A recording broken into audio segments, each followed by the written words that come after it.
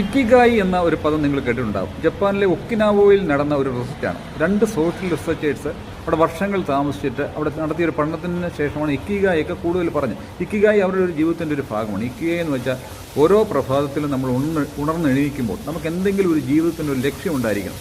ലക്ഷ്യങ്ങളില്ലെങ്കിൽ നമ്മുടെ ശരീരവും മനസ്സും ആത്മാവും എല്ലാം ഉടനെ തന്നെ അതിനനുസരിച്ച് ട്യൂൺ ചെയ്യുകയും നമ്മൾ എത്രയും പെട്ടെന്ന് മരണത്തിനോട് അടുക്കുകയും ചെയ്യും എന്നുള്ളതാണ് ഇക്കിഗായുടെ സ്റ്റഡീസ്.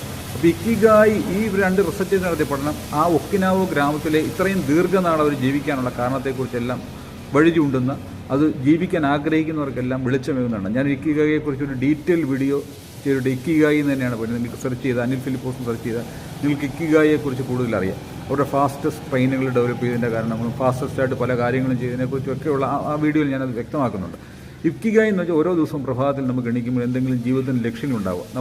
പ്രത്യേകിച്ച് നമ്മുടെ ഒരു ഹോബിയുമായിട്ടൊക്കെ അത് മിക്സ് ചെയ്ത് കഴിഞ്ഞാൽ അത് നമുക്ക് ജീവിതത്തിൻ്റെ ഉടനീളം ഉണ്ടാവും. എത്ര പ്രായമായാലും ജോലിയിൽ നിന്ന് വിരമിക്കാതിരിക്കുക, നല്ല നല്ല സോഷ്യൽ റിലേഷൻഷിപ്പുകൾ നിലനിർത്തിക്കൊണ്ടിരിക്കുക. അപ്പോൾ നമുക്ക് തിരുവനന്തപുരം കോട്ടയ്ക്കകത്ത് തന്നെ ചെന്നുമ്പോൾ എൻ്റെ സുഹൃത്തുക്കളുണ്ട്.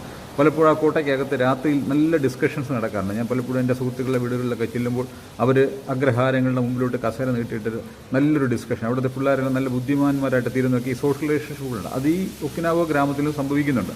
അപ്പോൾ അവർ ദീർഘായുസ്സായിരിക്കുന്നു. അപ്പോൾ 85 വയസ്സെന്ന് പറഞ്ഞാൽ അവിടെ ഒരു ചെറുപ്പമാണ്. ശരിക്കും പറഞ്ഞാൽ ഒരു ചെറുപ്പമായിട്ട് തന്നെയാണ് 85. ഞാൻ തിരുവനന്തപുരം YMCയിലായിരിക്കുമ്പോൾ ഒരു ചാർട്ടേഡ് ഫ്ലൈറ്റിൽ കുറേ ജപ്പാൻകാർ വന്ന് ഇന്നും ഓർക്കുന്നുണ്ട്.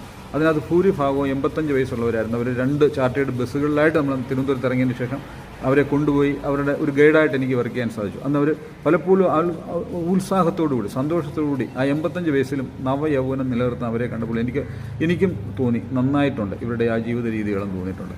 ഇപ്പോൾ ജപ്പാനിൽ പൊതുവേ ആയുസ് കൂടുതലാണ്. അപ്പോൾ അവരുടെ ആ സോഷ്യൽ റിലേഷൻഷിപ്പുകൾ, അവരുടെ ഫുഡിൻ്റെ രീതികൾ, അതുപോലെ തന്നെ ഇക്കിഗായി ജീവിതത്തിൻ്റെ ലക്ഷ്യങ്ങൾ, ഒരിക്കലും ജോലി നിർത്താതിരിക്കുക, റിട്ടയർ ചെയ്യുക എന്നൊരു പരിപാടി ഇല്ലാതിരിക്കുക, ഇതെല്ലാമാണ് അവരുടെ ഈ ഇക്കിഗായി. ഇതെല്ലാം കൂടുതൽ ചേരുന്നതാണ്. നമ്മുടെ ഹോബീസിനെ കൂടുതൽ മെയിൻറ്റെയിൻ ചെയ്യുക.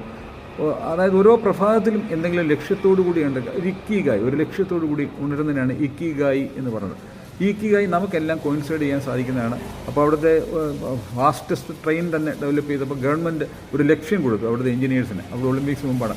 ടോക്കിയോ ടു ഒസാക്ക എന്ന് പറയുന്നത് 499 കിലോമീറ്ററാണ്. നിങ്ങളിപ്പോൾ അവിടെ ജപ്പാനിൽ ചെല്ലുവാണെങ്കിൽ ഇത് 2 മണിക്കൂർ 16 മിനിറ്റിനകത്ത് ഈ 499 കിലോമീറ്റർ ജപ്പാൻ ഒസാക്കയിൽ കവർ ചെയ്യുന്നതൊക്കെ നമുക്ക് കാണാം. ഫാസ്റ്റസ്റ്റ് ബുള്ളറ്റ് ട്രെയിനുകൾ, ഇതെല്ലാം ചില ഇക്കിഗായികളാണ്. പലപ്പോഴും ഒരു കാര്യം തുടങ്ങുമ്പോൾ ആദ്യം അതിൻ്റെ പോസിറ്റീവ്സിനെ കണ്ടതിന് ശേഷം മാത്രമേ നെഗറ്റീവ്സിലേക്ക് പോകത്തുള്ളൂ.